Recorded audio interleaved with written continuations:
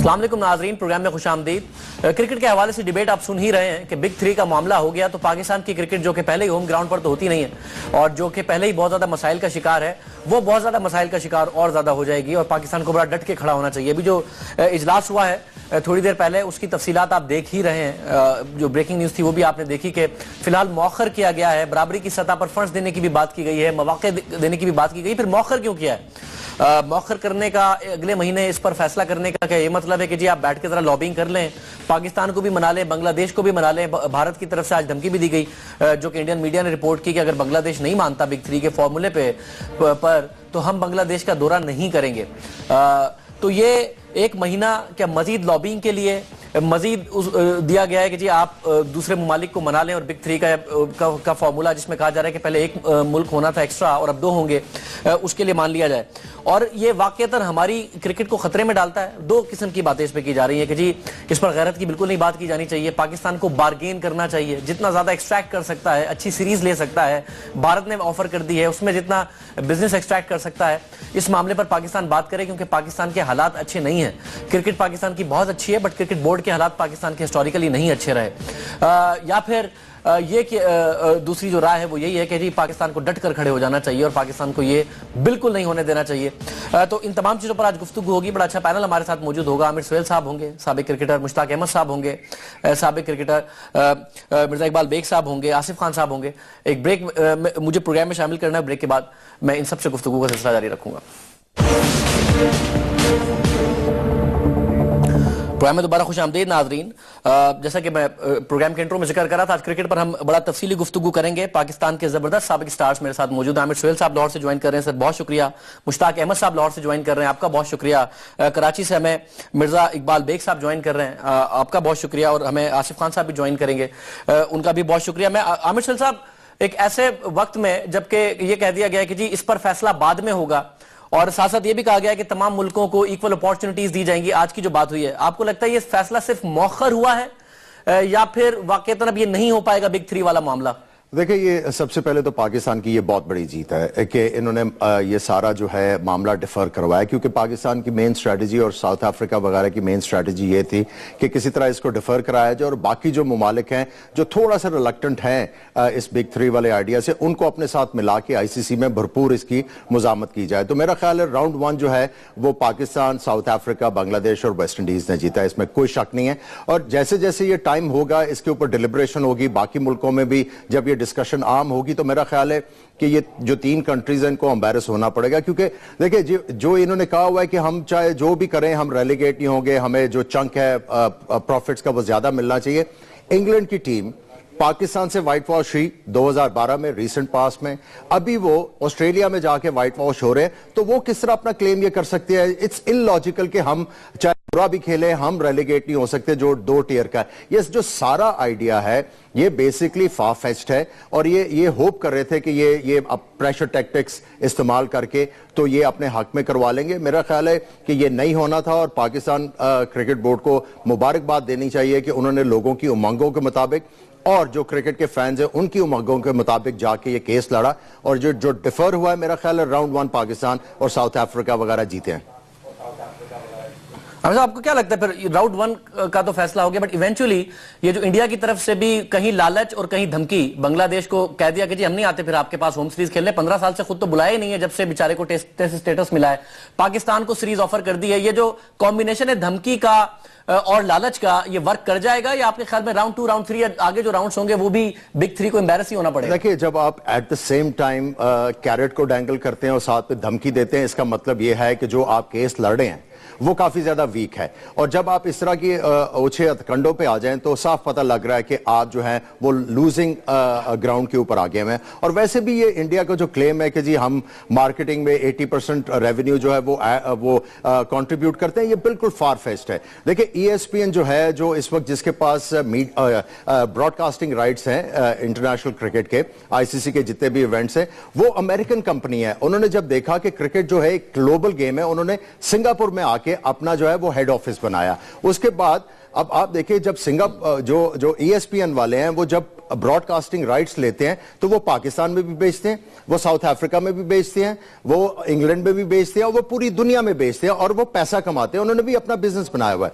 उसके साथ साथ अगर आप पिछले जो आईसीसी इवेंट्स है उसकी बात करें, सैमसंग आपको टाइटल स्पॉन्सर नजर आया, एलजी आपको टाइटल स्पॉन्सर नजर आया। ये इंडियन प्रोडक्ट्स नहीं है, ये कोरियन प्रोडक्ट्स हैं। सो इंडिया का जितना भी यहां पे क्लेम है दैट्स फार फेस्ट। और बेसिकली अगर आप पाकिस्तान की बात करते हैं, मे बी 2003 या 2008 तक पाकिस्तान में जो मार्केटिंग का स्प्रेड था वो मे बी 20 अरब रुपए के करीब हो, लेकिन अब वो जो बढ़ के 50 अरब रुपए के करीब चला गया और ये इवेंचुअली इसने आगे जाना। तो पाकिस्तान भी एक जो है कॉन्ट्रीब्यूटिंग फोर्स है इंटरनेशनल क्रिकेट में। ये भी हमारे भी लोकल ब्रॉडकास्टर जो है राइट्स खरीदते हैं और उसके बाद यहां पे भी कारोबार होता है। तो इंडिया को ये समझाने की जरूरत है। जब आप फिगर्स के साथ जाएंगे और दूसरे मुल्कों को बात ये समझाएंगे तो सारे आपके साथ मिलेंगे और इवेंचुअली मैं आपको एक आज बात बताता हूं जो सबसे बड़ी जो आज विन हुई है और जो इंग्लैंड ने दिखा दिया है कि वो ऑन लूजिंग ग्राउंड है। जो वेस्ट इंडीज उनके कई बगैर कहीं नहीं जाता, वो इस ग्रुप में आके शामिल हो गया। तो इसका मतलब है कहीं ना कहीं इंग्लैंड ने भी जो है वो हार तस्लीम की है। ठीक है, मैं मुश्ताक अहमद साहब इंडिया के हवाले से, क्योंकि दो किस्म के तज्जिए पाकिस्तान में किए जा रहे हैं कि जिसको आप गैरत का मसला ना बनाएं, पाकिस्तान में पहले क्रिकेट नहीं हो रही, आईसीसी का इंडिया को जब कहना मानना होता है मानता है। आईसीसी के फ्यूचर प्रोग्राम में इंडिया और पाकिस्तान ने खेलना था, इंडिया नहीं खेलना चाहता तो अपनी गवर्नमेंट पे डालकर नहीं खेलता। इंडिया अगर 2015 के बाद आईसीसी के फ्यूचर प्रोग्राम्स देखे जाएं तो वो इन तीनों मुल्कों को ही मिल रहे हैं सारे जो बड़े इवेंट्स हैं, चाहे वो T20 के हों या वर्ल्ड कप्स हों 2015 से 2023 के, ऑस्ट्रेलिया, इंग्लैंड और इंडिया। तो पाकिस्तान को मैक्सिमम इससे चाहिए कि बार्गेन करे और अपना फायदा निकाले, क्योंकि इवेंचुअली ये हो जाना है। क्या करना चाहिए पाकिस्तान को मुश्ताक साहब? बिस्मिल्लाह रहमान रहीम। फर्स्ट ऑफ ऑल तो मैं टोटली आमिर के साथ एग्री करता हूं। देखें, सबसे इंपॉर्टेंट बात है कि जब कोई बहुत बड़ा डिसीजन लेना होता है जिंदगी में तो उसके लिए you have to buy some time. तो आई थिंक पाकिस्तान को इस वक्त अगर ये पहला राउंड जैसे पाकिस्तान के हक में गया है तो I think the second step from my point of view कि ये है कि जी बैठकर सोचना पड़ेगा कि क्या हमारे इंटरेस्ट में क्या है। तो आई थिंक इस वक्त सबसे इंपॉर्टेंट जो मुझे अच्छी चीज लगी है कि पाकिस्तान के पास टाइम मिल गया। पाकिस्तान को पाकिस्तान के जो जितने भी थिंक टैंक हैं वो बैठकर ये सोच सकते हैं कि हमारे पाकिस्तान के लिए, हमारे मुल्क के लिए क्या फायदेमंद चीज हो सकती है, क्या हम उनके साथ नेगोशिएशन कर सकते हैं, क्या हम उनके साथ कोई लंबा मुआहदा कर सकते हैं जिससे हमें फाइनेंशियली भी फायदा हो, क्रिकेट का भी फायदा हो और हमारे जो पाकिस्तान की अवाम है उनको क्रिकेट देखने भी मिले, इंडिया और पाकिस्तान की। तो आई थिंक सबसे इंपॉर्टेंट मेरी नजर में जो है वो पाकिस्तान को इस वक्त टाइम लेके तसल्ली के साथ जल्द पैनिकिंग नहीं सिचुएशन क्रिएट करनी चाहिए, क्योंकि जब भी बिजनेस में या आप कोई भी मुआहदा करने जाते हैं, जब आप पैनिकिंग सिचुएशन में जाते हैं तो अगला बंदा एडवांटेज लेता है इस बात का, या आप एकदम समझते हैं कि हमें कोई बहुत ज्यादा कोई अच्छा चीज मिल जाएगी। तो you don't have to become greedy same time. तो आई थिंक बैलेंस रख के बड़े तसल्ली के साथ, बड़े सुकून के साथ आई थिंक ये फैसले करने की जरूरत है। मेरा अपना पर्सनल ख्याल है कि पाकिस्तान के पास जो सबसे पॉजिटिव चीज इस वक्त है वो टाइम है और इस टाइम को बहुत अच्छे तरीके से यूटिलाइज करना चाहिए। तो टाइम को यूटिलाइज बिग थ्री के अगेंस्ट करना चाहिए या मैक्सिमम एक्सट्रैक्ट करना चाहिए कि भाई हमें ये चाहिए, ये चाहिए, ये सीरीज चाहिए, रेवेन्यू में ये शेयर चाहिए, या फिर टाइम में ये करना चाहिए कि हमें बिग थ्री नहीं चाहिए और उसके लिए लॉबिंग पाकिस्तान करे, मजीद स्ट्रॉन्ग लॉबिंग करे दूसरे ममालिक के साथ मिलकर? किस तरफ पाकिस्तान को टाइम का इस्तेमाल करना चाहिए? मेरा जो पर्सनल ख्याल है, आपको पाकिस्तान के इंटरेस्ट में देखनी पड़ेगी बात कि पाकिस्तान के इंटरेस्ट में क्या है। ये इसलिए मैं कह रहा हूं कि टाइम लेके सोचना पड़ेगा। हम अपना पर्सनल पॉइंट ऑफ व्यू जरूर दे सकते हैं, मगर पाकिस्तान के जो इंटरेस्ट में है वो मेरा ख्याल है कि हमारी क्रिकेट कहां जा रही है, फाइनेंशियली हम कहां पे खड़े हैं। ये दो तीन चीजें जब हम आप डिस्कस करते हैं, जितने भी हमारे एज ए सेड जो कंसर्निंग लोग हैं, अगर वो बैठ के ये सोचेंगे तो आई थिंक हमसे अच्छा रिजल्ट निकलेगा इंशाअल्लाह ताला। हमें जो सबसे इस वक्त इंपॉर्टेंट चीज है कि the ball in our court, we can think about it. और सबसे इंपॉर्टेंट चीज जो है कि हमें दूसरों की पॉलिसी पे ज्यादा देखना नहीं चाहिए। कहते हैं ना कि जब हम क्रिकेट खेला करते थे, हमने इमरान भाई से एक चीज सीखी थी कि रिमेंबर योर स्ट्रेंथ। अपनी ताकत को देखोगे तो फिर दूसरों के साथ आपको आसानी हो जाती है आपको खेलने के लिए। तो आई थिंक सबसे पहले इस वक्त हमें ये देखना चाहिए कि हमारे इंटरेस्ट में क्या है, उसके बाद अगर आप दूसरे मुल्कों के बारे में सोचेंगे कि उसका साथ देना चाहिए कि नहीं देना चाहिए, तो डोंट फॉरगेट कि अपनी स्ट्रेंथ को नहीं भूलना कि मेरे मुल्क की इंटरेस्ट में क्या है, हमारे मुल्क के फायदेमंद क्या चीज है, उस पर ज्यादा तवज्जो देनी चाहिए। Fair enough. मैं मिर्जा साहब, सूरत हाल ये हो कि हमारे हालात की वजह से पाकिस्तान में वैसे ही कोई टीम नहीं आती, इंडिया का दिल नहीं चाहता हमसे खेलने का तो वो आईसीसी के प्रोग्राम को नहीं फॉलो करता। ऑस्ट्रेलिया 97 में एक सीरीज खेलता है, उसके बाद 2010 में हमारे साथ खेलता है। अगर हम बांग्लादेश में होने वाली T20 पर कोई रिजर्वेशन शो करें तो आईसीसी तो दूर की बात है, जो एशियन क्रिकेट काउंसिल के चीफ एग्जीक्यूटिव हैं वो कहते हैं कि जी पाकिस्तान ने आना है तो आए, नहीं आता तो उसके बगैर भी सीरीज हो जाएगी, T20 खेल लेंगे हम। ऐसी सूरत हाल में बिग 3 के होने से हम किस डिसएडवांटेज में चले जाते हैं? क्या ऐसा डिसएडवांटेज था जो हमें मिल जाना था? देखें शाहजेब, अगर देखा जाए तो पाकिस्तान ने अपनी लॉबी नहीं बनाई। गुज़िश्ता 4-5 बरस में आप देखें, एजाज भट्ट साहब ने बयान दे दिया आईसीसी के खिलाफ, England and Wales cricket board के खिलाफ बयान दे दिया, हमने अपनी लॉबी नहीं बनाई। जब आप लॉबी नहीं बनाएंगे तो जो बेगर्स आर नॉट चूजर्स, तो उस लिहाज से अगर देखा जाए तो पाकिस्तान क्रिकेट बोर्ड को अब मौका मिला है। 3 बिग का अगर आप बात करते हैं शाहजेब, तो भारत तो आपको लॉलीपॉप दे रहा है। भारत कह रहा है आप हमारे साथ सीरीज खेलें। सपोज भारतीय cricket board Pakistan cricket board से मुआहिदा कर लेता है सीरीज का, और फिर उसके बाद भारतीय हुकूमत, भारतीय वजारत खारजा उन्हें इजाजत नहीं देती कि वो जाकर पाकिस्तान के खिलाफ खेले, तो कैसे सीरीज होगी? आज आईपीएल के जो प्लेयर्स के नामों की जो लिस्ट फाइनलाइज हुई है, 230 से ज्यादा क्रिकेटर्स में कोई पाकिस्तानी शामिल नहीं है। तो ये तो सिर्फ अपना काम निकालने के लिए लॉलीपॉप पाकिस्तान क्रिकेट बोर्ड को दे रहे थे। इस हवाले से पाकिस्तान को बड़ी संजीदगी के साथ सोचना होगा कि आया ये पाकिस्तान से जो बार्गेनिंग कर रहे थे, आया मुस्तकबिल में वो उन मुआहिदों पर मुकम्मल तौर से अमल दरामद करने की पोजीशन में होंगे, ये सिर्फ पाकिस्तान का सपोर्ट हासिल करने के लिए। और बिग 3 के आगे पाकिस्तान जिस तरह से डटा है, और देखें जो आमिर कह रहे थे, इसमें 4 ममालिक जो है, क्रिकेट साउथ अफ्रीका ने सबसे पहले आवाज बुलंद की शाहजेब, पाकिस्तान, श्रीलंका और हैरत अंगेज तौर पर बांग्लादेश क्रिकेट बोर्ड भी इनके साथ हो गया। अभी वेस्ट इंडियन क्रिकेट बोर्ड थोड़ा खामोश है, अगरचे क्लाइव लॉयड ने जो आईसीसी की क्रिकेट कमेटी के साबिक सरबराह है उन्होंने मुखालफत की थी। तो अभी ये 4 तो हो गए, और वेस्ट इंडीज क्रिकेट बोर्ड भी यकीनन इनके साथ मिल जाएगा। तो मैं ये समझता हूं कि पाकिस्तान ने आज बहुत अच्छा मौकिफ इख्तियार किया कि डट गए और मफादात के तहफ्फुज के बजाय एक उसूली मौकिफ को इख्तियार किया, और आने वाले वक्त में इसका पाकिस्तान को बहुत फायदा पहुंचेगा। बट मिर्जा साहब, आपने जो कहा कि अगर पाकिस्तान वो लॉलीपॉप ले ले क्रिकेट के हवाले से इंडिया से, तो पता नहीं कल इंडिया की हुकूमत मना कर दे। ये वाली बात तो बिल्कुल सही समझ में आती है क्योंकि इंडिया की हुकूमत माजी में ये करती रही है। मगर क्या अगर पाकिस्तान कुछ कंडीशनैलिटीज लगा दे कि जी अगर आपने ये सीरीज नहीं खेली तो ये पेनल्टी होगी, आपके ऊपर ये कंडीशंस आपको फॉलो करनी पड़ेंगी, ये पेनल्टी इंडियन बोर्ड को पे करनी पड़ेगी, तो उस सूरत में आप समझते हैं कि कोई सूरत बनती है कि पाकिस्तान बिग 3 को एक्सेप्ट कर ले, या किसी सूरत नहीं एक्सेप्ट करना चाहिए बिग 3 को पाकिस्तान?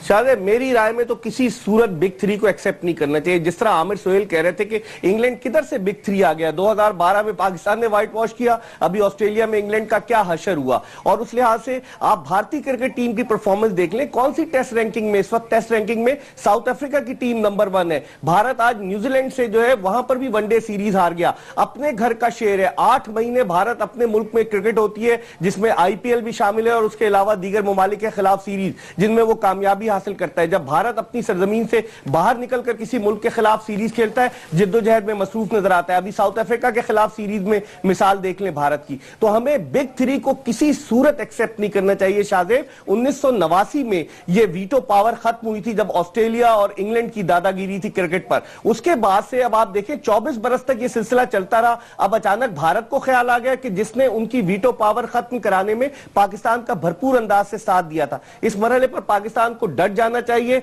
बार्गेनिंग नहीं करनी चाहिए। बहुत सारे लोग जो बहुत सारे एक क्रिकेटर हैं वो कहते हैं कि हमें जो भी मिल रहा है ले लें। क्या हम भिखारी हैं? हमें जो मिल रहा है वो ले लें? हमें अपनी इज्जत, अपने वकार को मलूज़े खातिर रखना होगा।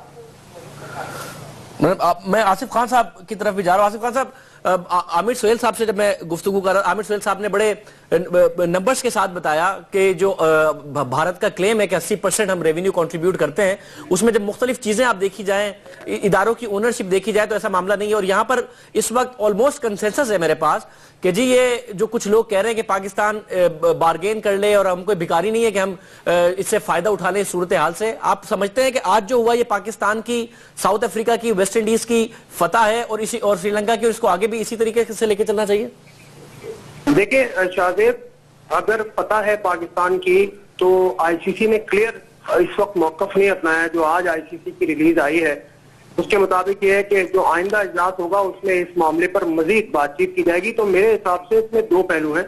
अगर आप पाकिस्तान की इसको पता के एंगल से देखते हैं तो ठीक है, पाकिस्तान को वक्त मिला कि वो जो मुखालिफ ग्रुप है बिग थ्री को हटा के जो बाकी जो 7 बचते हैं, बल्कि 6 बचते हैं क्योंकि न्यूजीलैंड भी उनके साथ है, तो उनके साथ पाकिस्तान अपनी लॉबी को मजीद मजबूत कर ले। लेकिन इसी दौरान ये मौका जो है वो इंडिया, इंग्लैंड, ऑस्ट्रेलिया और न्यूजीलैंड को भी दिया गया है कि 1 महीने के अंदर अंदर वो भी अपना केस मजबूत कर सकते हैं। तो ये दो तरफा बात है। और अगर इस रिलीज को अगर आप देखें तो इसमें कुछ चीजें तो मुझे लग रहा है कि उनकी मानी गई हैं। उसमें ये कहा है कि एक टेस्ट क्रिकेट का फंड है जो इक्वली डिस्ट्रीब्यूट होगा फुल मेंबर्स में, लेकिन except the board of control for cricket in India, cricket Australia and England. तो ये वाली बात हो गई। एक नया फंड टेस्ट क्रिकेट का है जो कि इक्वली डिस्ट्रीब्यूट होगा, लेकिन इन तीनों में नहीं होगा। उसके अलावा ये भी कहते हैं कि ये जरूरत है इस वक्त की स्ट्रांग लीडरशिप होनी चाहिए आईसीसी की, जिसमें तमाम लीडिंग मेंबर्स को इन्वॉल्व किया जाए। और आईसीसी ये चाहती है, उसमें लिखा हुआ है कि बीसीसीआई को सेंट्रल लीडरशिप रिस्पॉन्सिबिलिटी भी दी जाए। उसके अलावा ये भी कहते हैं कि इस्टेब्लिश की जाए एग्जीक्यूटिव कमेटी और फाइनेंशियल कमर्शियल अफेयर्स कमेटी, ताकि लीडरशिप प्रोवाइड की जा सके। और क्योंकि आईसीसी इस वक्त ट्रांजिशन फेज से गुजर रही है, इसलिए 2 साल के लिए जो इन कमेटीज के जो 3 हैं, इनकी जो सरबराही है वो भी बीसीसीआई को दी गई है। उसके अलावा इंग्लिश क्रिकेट बोर्ड को दी गई है और ऑस्ट्रेलियन क्रिकेट बोर्ड को दी गई है। तो बात कहां पे आके पाकिस्तान के फेवर में आती है? फिर वो पैसे वाला मामला एक है, बाकी ये एडमिनिस्ट्रेटिव कंट्रोल वो मांग रहे थे, वो बात है।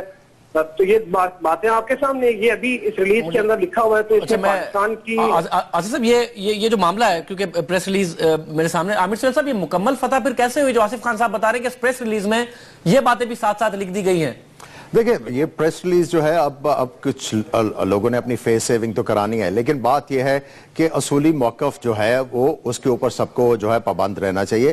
देखिए, आप अपनी प्राइड और प्रिंसिपल को बार्टर नहीं कर सकते पैसे के साथ। अब जब लॉबिंग की बात हो रही है, जब आप कह रहे हैं कि 3 बिग्स को भी मौका मिलेगा लॉबिंग करने का, देखें जो 2015 से लेके 2022 तक जो प्रोजेक्टेड जो मार्केटिंग और ब्रॉडकास्टिंग जो रेवेन्यू जनरेट होंगे वो बनते हैं कोई 15,700 करोड़। ये इंडियन करेंसी में ये एस्टिमेट हुआ है। अगर उसको आप 5,000 करोड़ जो है, 6,000 करोड़ जो है, इनको साइड पे कर दे डेवलपमेंट के लिए और एक्सपेंसेस के लिए, बाकी बचते हैं 10,000 करोड़। अब 10,000 करोड़ का मतलब है 10 मेन मेंबर्स में जब आप करेंगे तो हर किसी को 10 अरब रुपया जो मिलेगा। अब जब आप ये दूसरा हिसाब कर रहे हैं, बिग 3 वाला जो फॉर्मूला है, अब जब इन्होंने जाके लॉबिंग करनी है, तो क्या ये बांग्लादेश को, जिसको ये कह रहे हैं कि हम लोग 55 अरब रुपए के करीब देंगे इस सारे सिनारियों के बाद, क्या आप उनको 45 अरब रुपया देंगे? क्या आप बाकी मुल्कों को देंगे? तो फायदा क्या? तो बात सिंपल सी है, यहां पे प्रिंसिपल स्टांस रहना चाहिए। और मैं आपको एक बात बताऊं, यहां पे जो भी लोग कह रहे हैं कि पाकिस्तान जो है वो जो डैंगल की जा रही है कैरेट, उसको ले ले, अपना मुफाद देख ले, मेरा ख्याल है कि पाकिस्तान को लीडरशिप क्वालिटी दिखानी चाहिए। पाकिस्तान के साथ बहुत बुरा हुआ है पिछले 10 सालों से, आईसीसी और दूसरे मुल्कों ने सही तरह ट्रीट नहीं किया हुआ।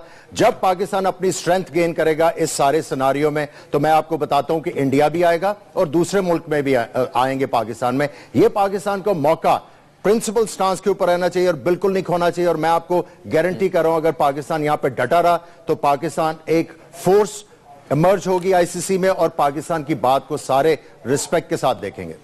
मुझे एक ब्रेक प्रोग्राम में शामिल करना है। मैं चाह रहा हूं आसिफ खान साहब का मौकफ इस वाले बात पर भी मालूम कर लो, फिर जो दूसरे पैनलिस्ट हैं उनके सामने भी ये सारा का सारा मुद्दा रखूं एक ब्रेक के बाद। प्रोग्राम में दोबारा खुश आमदीद नाजरीन। आसिफ खान साहब, आप नहीं इस बात पर यकीन रखते क्योंकि क्रिकेटर की भी मिसाल दी मिर्जा साहब ने कि वो कह रहे हैं कि जी गैरत की बात ना करें, यहाँ पर मैक्सिमम एक्सट्रैक्ट करने की कोशिश करें। आप नहीं समझते क्योंकि आबिद सुहेल साहब भी कह रहे हैं कि जी फ्यूचर पाकिस्तान की क्रिकेट का यहाँ से ब्राइट होगा, पाकिस्तान की बार्गेनिंग पोजीशन बेहतर होगी अगर पाकिस्तान लॉबिंग करता है और दूसरे मुल्कों के साथ लॉबिंग करके इस बिग 3 फॉर्मूले पर नहीं अमल होने देता, जो कि आज जीत भी हो गई। आप नहीं समझते? देखिए, पाकिस्तान का अपना हाउस एंड ऑर्डर है या नहीं है, पहले ये चीज देखने की जरूरत है। 2012 में किसी और चेयरमैन ने आईसीसी मीटिंग अटेंड की थी, पूरे 2013 के मिड से लेके किसी और ने की है, आज फिर एक और चेयरमैन है। तो ये तो आपका घर का हाल है। अब जो सिस्टम आमिर साहब जो बात कर रहे हैं वो मेरे ख्याल से सिस्टम बना के और सिस्टमेटिकली इस चीज को करने की बात करें तो आप भारतीय क्रिकेट बोर्ड का जरा अंदाज मुलायजा कीजिए। इस मीटिंग में जाने से पहले एक बहुत बड़ा उन्होंने अपनी वर्किंग कमेटी का इजलास रखा था पहले चेन्नई में। इस तरह की कोई चीज मुझे पीसीबी के एंड पर मुझे नहीं, मैंने प्रेस रिलीज नहीं पढ़ी ऑफिशियली कि कोई बहुत बड़ी मुशावरत की हो कि हमें जाके वहां करना क्या है। खैर उस वर्किंग कमेटी के इजलास में आईसीसी ने बीसीसीआई ने तमाम अपनी एसोसिएशन के लोगों को बताया और उसमें एक बड़ी इंपॉर्टेंट शख्सियत मौजूद थी। मेरे सारे जो यहाँ पर मेरे मोहतरम बैठे, जगमोहन डालमिया साहब का सबको नाम पता है। वहां पर उन्होंने बताया अपनी तमाम एसोसिएशन को कि कौन सा ऐसा पॉइंट है जिस पर फ्लेक्सिबिलिटी शो नहीं करेगा बीसीसीआई, वो डिस्ट्रीब्यूशन ऑफ फंड्स का मामला है। बाकी जो रेलीगेशन वाला मामला है ये सबसे ज्यादा कमजोर है। ये बीसीसीआई ने खुद अपने घर के अंदर बैठ के अपनी वर्किंग कमेटी के इजलास में इस चीज को तस्लीम किया था और जो दीगर मामला हैं उसके ऊपर भी बात हुई थी। लेकिन अब देखें, अब जो आईसीसी ने आज के दिन के बाद फैसला किया उसमें उनकी वो वाली बात तो तकरीबन मान ही ली गई है कि तमाम मेंबर्स में पैसा डिस्ट्रीब्यूट होगा बराबर, उन तीनों को छोड़ के। उसके अलावा कमेटीज के हवाले से जो बात हुई है, जो मैं आपको पहले बता चुका हूं, उसके अंदर भी उनकी नुमाइंदगी 2 साल के लिए आ गई है। करना बिल्कुल ऐसे ही चाहिए कि आप फॉर्म खड़े हो जाएं, आप एक चीज को लीड करें, लेकिन आपको उसके लिए आपका अपना सिस्टम, आपके अपने कदम भी इतने ज्यादा मजबूत होने चाहिए। खानज़ादा, यहाँ पे मैं थोड़ा सा बात करना चाहूंगा। खिलाफ नहीं कर रहा इस चीज से कि आप जी आमिर सुहेल साहब जी, मैं यहाँ पे ये कहना चाहूंगा, अगर हाउस इन ऑर्डर की बात कर रहे हैं वो तो हाउस इन ऑर्डर हो जाएगा जब ज़का अशरफ साहब आएंगे। सुप्रीम कोर्ट में फैसला चल रहा है, जो उसकी तरफ अलूड कर रहे थे वो तो हो जाएगा। लेकिन अगर ये कह रहे हैं कि अगर इंडिया का भी हाउस इन ऑर्डर है तो फिर इनको थोड़ा सा जो है जाके स्टडी करना पड़ेगा। देखिए, इंडिया आज आईसीसी में जाता है और पाकिस्तान और दूसरे मुल्कों के आगे कैरेट एंगल कर रहा है कि आप ये कर लें, हम ये कर देंगे, वो कर देंगे, आईपीएल में आपके प्लेयर खिला देंगे। आज दूसरी तरफ से आईपीएल का जो डायरेक्टरेट है वहां से एक लिस्ट आ गई जिसमें 233 प्लेयरों में पाकिस्तानी किसी प्लेयर का नाम नहीं था। तो अगर ये कह रहे हैं कि उनका हाउस इन ऑर्डर है, वहां पे भी रिजेंटमेंट है। उनको भी पता है कि ये जो करने जा रहे हैं ये डुएबल नहीं है और इससे एम्बैरस होंगे और इंडियन क्रिकेट एम्बैरस होगी। अब यहां पे जो बात करने वाली है जी आईसीसी में जाके, वो ये है आईसीसी से और इंडिया से ये पूछा जाए कि भाई आप हमारे कमेंटेटर्स जो है आईपीएल में और दूसरी जगह पे रखते हैं, आप हमारा जो है कोच रखते हैं, हमारे अंपायर्स को आप आईपीएल में बुलाते हैं, तो पाकिस्तान टीम के साथ क्या आपका मसला है? तो बेसिकली जो इश्यूज हैं हम उसको जो है वो गड़बड़ ना करें पैसे को बीच में लाके, आप इश्यूज के ऊपर बात करें, आप प्रिंसिपल स्टांस के ऊपर जाके बात करेंगे तो सारे मुल्कों को यह पता चलेगा कि हमने सबको मिलके सबसे पहले आईसीसी में हाउस इन ऑर्डर करना है। उसके बाद जब आईसीसी लीडरशिप लेगा तो बाकी क्रिकेट बोर्ड्स का भी जो है वो हाउस इन ऑर्डर आएगा और प्रेशर क्रिएट होगा।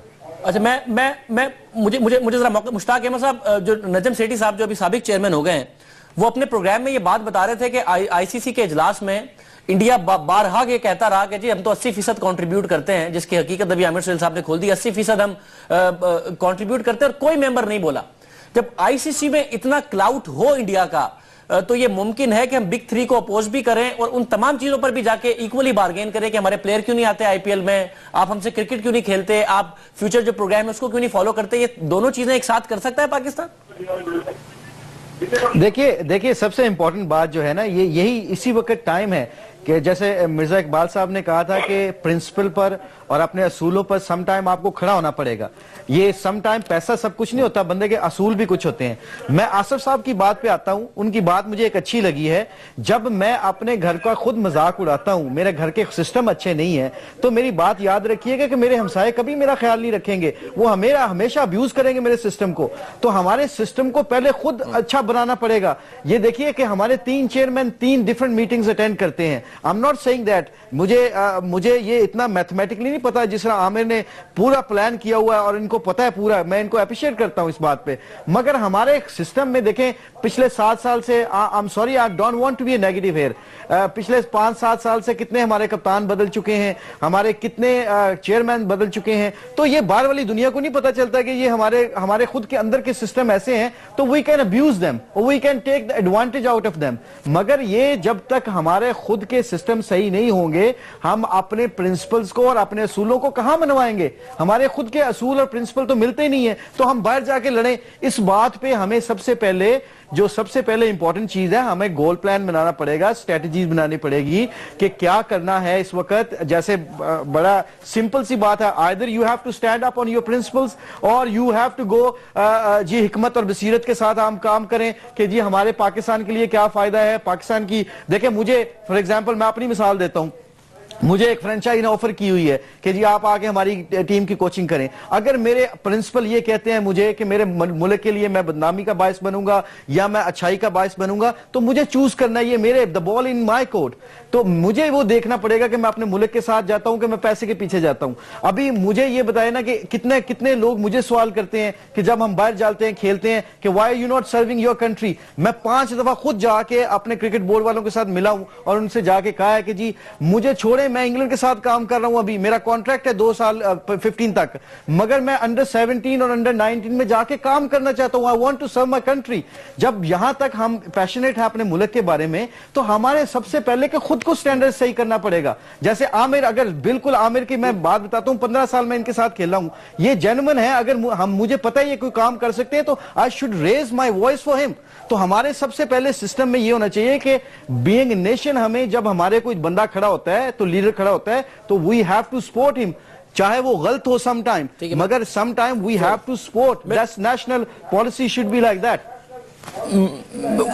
मिर्जा साहब आपके तो माशाल्लाह आपकी याददाश्त और आपके नंबर्स तो मैंने देखा है, जब भी आपका प्रोग्राम देखता हूं वो तो बहुत ही पक्के और तगड़े हैं। अब यहां पर एक मुश्ताक अहमद साहब को ओपिनियन है जो कि दरमियान में है, कुछ बातों से वो अग्री कर रहे हैं, जो आसिफ खान साहब कह रहे हैं, कुछ आमिर सैल साहब कह रहे हैं। आप सर, हाउस इन ऑर्डर का मामला भी हमारा खराब है, इंडिया का जो क्लाउड है वो भी सारी दुनिया के सामने। बबांगे दौल उनका चीफ आईसीसी के इजलास में कहता है हमारा, नजम सेठी साहब बता रहे हैं कि हम तो 80% रेवेन्यू कंट्रीब्यूट करते हैं तो हमारी चलेगी, चलती भी है इंडिया की। करे क्या पाकिस्तान सर?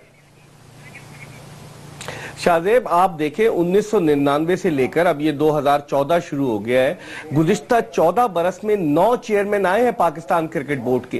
किस मुल्क में ऐसा होता है 9 चेयरमैन? और आपका चेयरमैन डांस कर रहा होता है जब पाकिस्तानी क्रिकेट टीम जीतती है शारजा में।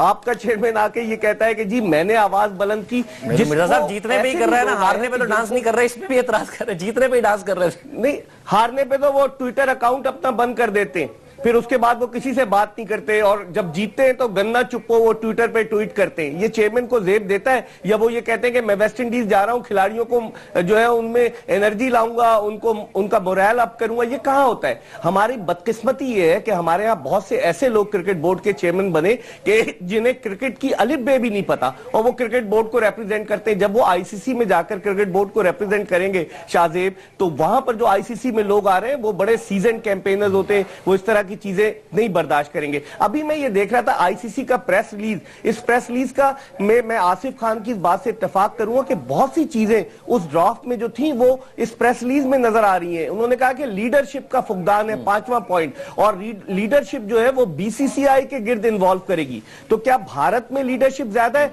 जहां क्रिकेट बोर्ड का चेयरमैन का दामाद जो है वो मैच फिक्सिंग के इल्जाम में जेल की हवा खाता है? तो वहां कहां से लीडरशिप आ गई? भारत में तो खुद आपस में रस्सा कशी है, जगमोहन डालमिया और श्रीनिवासन के दरमियान जबरदस्त कशमकश जारी है। तो यह समझ में नहीं आता, बड़ा डिप्लोमेटिकली इसके जो पॉइंट्स है वो ड्राफ्ट किए गए। इनमें जिस तरह आसिफ ने एक पॉइंट रेज किया कि इन्होंने कहा फंड इक्वली तकसीम किया जाएगा टेस्ट क्रिकेट खेलने वाले ममालिक में, सिवाय ऑस्ट्रेलिया, भारत और इंडिया के और इंग्लैंड के। तो इसका मतलब यह हुआ कि यहां पर भी वो अपनी बात मनवाने में कामयाब हुए। एफटीपी के हवाले से वो कहते हैं चूंकि राइट्स बेच चुके हैं, तो वो कहते हैं कि 2015 तक तो हम ये राइट्स जो है 2025 तक तो यही रहेगा एफटीपी बायलैटरल सीरीज। यानी कि इसमें उन्होंने बड़ा डिप्लोमेटिकली क्लेवरली इसको जो है प्रेस रिलीज को वो किया है शाहजेब। अगर आप इसको गौर से पढ़े तो इसमें सिवाय एक मिर्जा साहब ये फिर फेस सेविंग हुई जिसका आमिर सुहेल साहब जिक्र कर रहे थे, या फिर बहुत कुछ अचीव कर गया इंडिया, ऑस्ट्रेलिया और इंग्लैंड? देखिए, अगर मैं प्रेस रिलीज को पढ़ूं शाहजेब, तो इस प्रेस रिलीज को सामने रखते हुए उन्होंने कहा है यूनानिमसली तमाम मेंबर्स ने इत्तेफाक किया है। तो इसमें बहुत से पॉइंट ऐसे हैं कि जिनमें भारत बहुत चीजों में बहुत सारी चीजें अचीव कर गया है,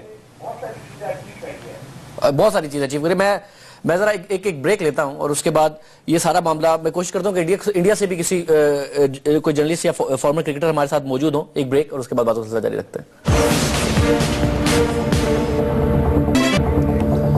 प्राइम में दोबारा खुश आमदीद नाज़रीन।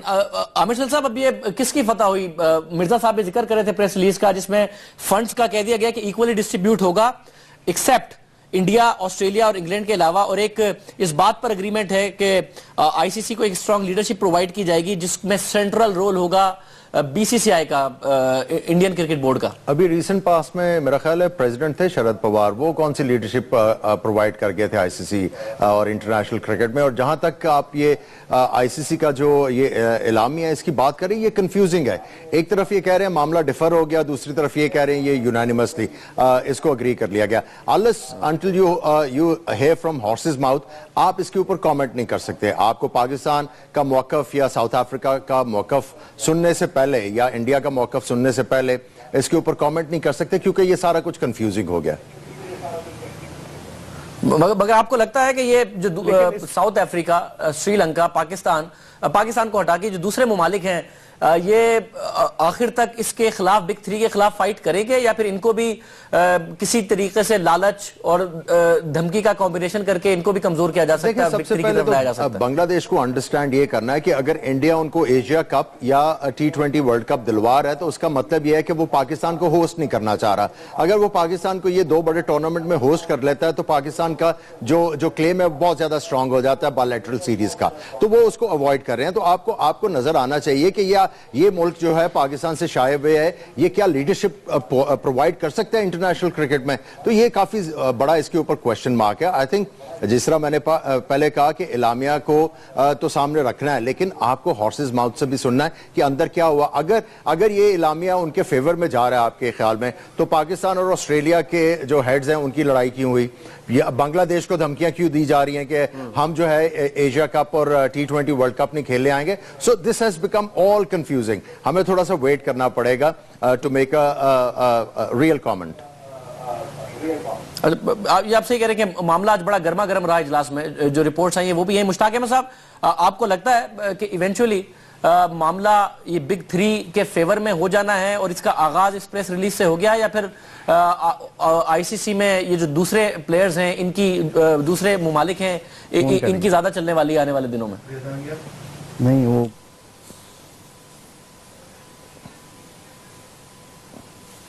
मुश्ताक अहमद साहब है मेरे साथ। मैं मिर्जा साहब की तरफ से, मिर्जा साहब, मुश्ताक साहब को जरा जल्दी कनेक्ट कीजिएगा। मिर्जा साहब, आपका यही सवाल मैं आपके सामने रखता हूं, जरा कमेंट कीजिएगा।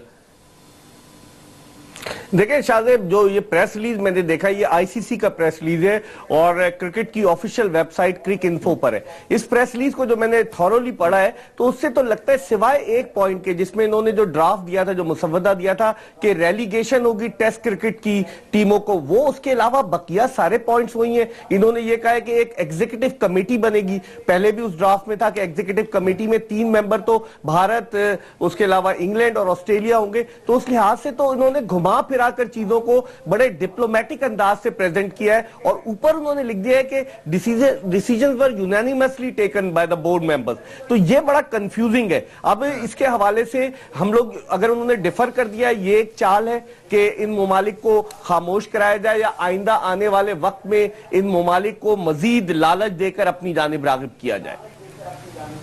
अच्छा, मुश्ताक अहमद साहब, सर आपकी क्या राय है? ये यूनानिमस डिसीजन हो गया है और प्रेस रिलीज में 2 पॉइंट्स ऐसे हैं जिसमें मिर्जा साहब का ख्याल है कि बात मान ली है, सिवाय टेस्ट क्रिकेट के हवाले से उसमें ऊपर लिखा हुआ है कि सबको इक्वल अपॉर्चुनिटीज दी जाएंगी।